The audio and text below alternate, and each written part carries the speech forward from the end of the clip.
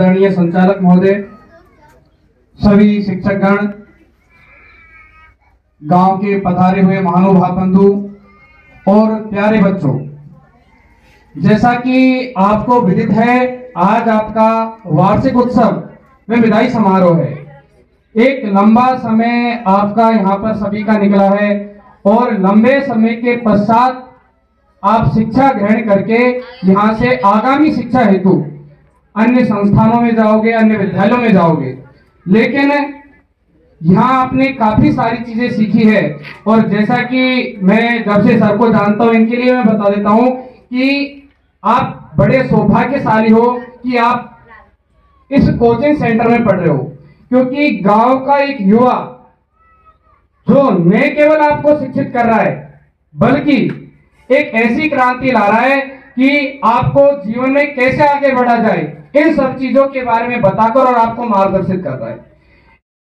गांव का ऐसा विकास होगा शिक्षा के प्रति जिसकी हम कल्पना भी नहीं कर सकते। मैं आपसे यही कहूंगा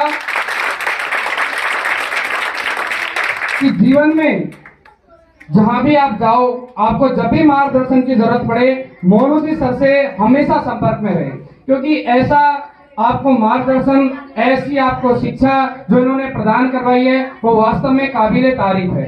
दूसरा, मैं यही कहूंगा कि सब कुछ शिक्षा से ही संभव है।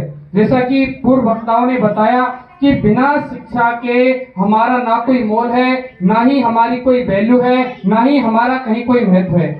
अगर आप शिक्षित हो जाते हो, मैं एक अंग्रेजी में कहावत है कि money can be stolen but knowledge can not be, मतलब पैसा चुराया जा सकता है लेकिन ज्ञान नहीं चुराया जा सकता।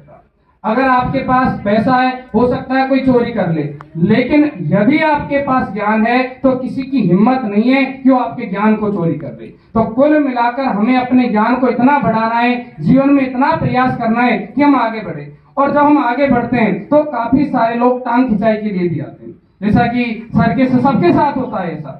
जब आप आगे बढ़ोगे जीवन में तो 90% लोग आपको ऐसे मिलेंगे जो आपको गिराने का प्रयास करेंगे।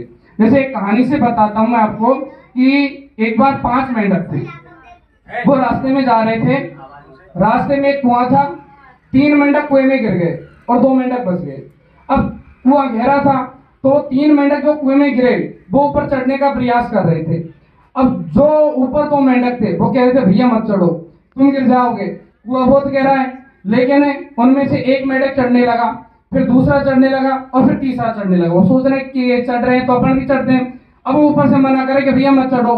अब इतना देखकर वो ऊपर देखते हैं कि यार वास्तव में तो कुआं गहरा है, तो एक मेंढक वापस नीचे उतर जाता है, यार नहीं चढ़ेंगे अपन तो। फिर दूसरा मेंढक, उससे वो रह जाते हैं। फिर वो ऊपर के 2 मेंढक कहते हैं कि भैया तुम भी मत चढ़ो, गिर जाओगे तुम, बहुत गहरा कुआं है। तो दूसरा मेंढक है वो भी नीचे उतर जाता है। अब एक मेंढक अपनी मस्ती में चल रहा है, ऊपर चढ़ता जा रहा है। वो कह रहे कि तू पागल हो रहा है, तू गिर जाएगा, मत चढ़े। लेकिन वो उनकी सुनता ही नहीं है और वो ऊपर चढ़ जाता है और ऊपर चढ़ जाता है। सब अचंभे में रह जाते हैं वो दोनों मेंढक जो नीचे रह गए थे, यार ये कैसे चढ़ गया। अब वो इसलिए चढ़ गया क्योंकि जो मेंढक, वो तीसरा जो ऊपर चढ़ा था, वो मेंढक बहरा था। अगर वो सुन लेता उनकी कि तुम मत चढ़ो, तुम गिर जाओगे, तो वो भी ऊपर नहीं चढ़ता। तो कुल मिलाकर यदि आपको जीवन में आगे बढ़ना है तो बहरा बनना ही पड़ेगा। बहुत से लोग मिलते हैं, आपको मिलते होंगे, मैं काफी बच्चों को हम पढ़ाते हैं गंगापुर में। बच्चे ये कहते हैं कि सर हमारे पड़ोस में कोई भैया है या कोई हमारे रिश्तेदार, वो कहते हैं 10th की परसेंटेज क्या काम आएगी। 10th की परसेंटेज तो डेट ऑफ बर्थ में काम आती है। बहुत सारे ज्ञानी आपको भी मिले होंगे, 10th की परसेंटेज कोई काम नहीं आती। काफी ऐसे ज्ञानी मिल जाते हैं, सरकारी नौकरी कोई काम नहीं आती। सरकारी से ज्यादा तो प्राइवेट में कमा लेते हैं, सरकारी नौकरी में क्या है। बहुत सारे ज्ञानी हमको मिलते हैं कि क्या है सरकारी नौकरी। लेकिन मैं आपको बता दूं कि आपको यदि सफल होना है तो आपको बहरा बनना पड़ेगा, क्योंकि लोग गिराने वाले ज्यादा मिलेंगे आपको। उठाने वाले लोग जो होंगे वो या तो आपके माता पिता या आपके शिक्षक या जो आपका भला सोचते होंगे, वही लोग आपको आगे उठाएंगे। तो जीवन में लगातार आपको आगे बढ़ते जाना है, आगे बढ़ने का प्रयास करना है। क्योंकि अगर आपको कभी हताशा हो और निराशा हो तो कुछ नहीं करना, सिर्फ अपने माता पिता के चेहरे को देख लेना कि वो कितनी उम्मीदें लेकर हमसे बैठे हैं। कितना हमारे ऊपर वो इन्वेस्ट करते हैं, हमारी पढ़ाई के ऊपर इन्वेस्ट करते हैं, हमारी कोचिंग में इन्वेस्ट करते हैं। हमें पढ़ाई के लिए जो भी सामग्री की जरूरत पड़ती है उसके लिए हो सकता है कि आपको कभी खिलौनों की जरूरत पड़े, टॉफी की जरूरत पड़े या और चीज की जरूरत पड़े, उसके लिए वो मना कर देते हैं। बट आप कहोगे कि मुझे कल एग्जाम में या हमारा टेस्ट है उसके लिए पेन चाहिए या रजिस्टर चाहिए, तो कभी वो मना नहीं करते। क्यों? क्योंकि उनको उम्मीद है आपसे। तो मैं आपसे यही कहना चाहूंगा कि जीवन में कुछ भी कर लेना, लेकिन उनकी उम्मीद मत तोड़ना, प्रयास ऐसा करना। और हम गांव के बच्चे हैं और गांव के बच्चे इन सब चीजों को भली भांति जानते हैं। कोई शहर के बच्चे, गांव के बच्चे क्या अपने माता पिता को देखते हैं, उनका स्ट्रगल देखते हैं, उनकी परिस्थिति देखते हैं, किस परिस्थिति से वो ऊपर उठते हैं।